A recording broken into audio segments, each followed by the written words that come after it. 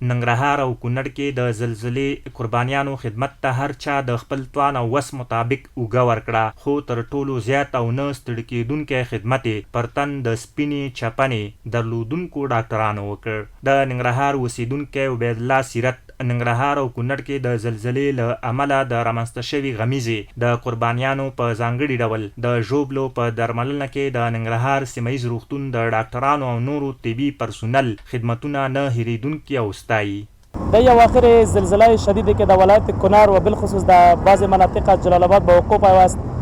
بالخصوص دکتران شفاخانه حوزوی ننګرهار و دکترانی که در بخش سکتور خصوصی کار میکردند زحمت ناپذیر شبانه روزی کردند و بسیار ازشان جای خوشیست که رفتن و از زخمی ها و از کسایی که جدی به کمک ضرورت داشتن اونا را زیاد کمک کردن. جای بسیار خوشیست. د ننګرهار یو بل اوسیدونکی محمد منیب د هوايي ځواک او ولایتي مسؤلینو له نه ستړي کېدونکو هلو ځلو هم مننه کوي چې پر وخت یې د پیښې سیمې ته ځانونه ورسول او د خپلو زیانمنو هیوادوالو په ژغورنه کې برخه واخیسته. موږ د ننګرهار ولایت د امنیتي ځواکونو نه دغه شان د ننګرهار ولایت د ولایت مقام څخه او دا شان د هوايي ځواکونو موږ ډیره مننه کوو چې په وخت سره د کونړ د زلزلې کولو لپاره هغه څه چې د دوی په وس کې وو کوم امکانات چې هغه ټول ته واستول او د ډیرو هیوادوالو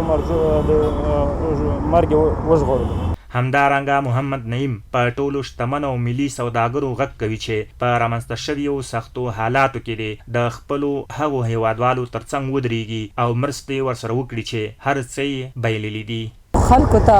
واقعیت په کار ده چې د هغوی سره مرسته وکړي، د هغوی هغه وفات شوي د مړي باید هغه راوباسي. نو زموږ دپاره دا په کار دی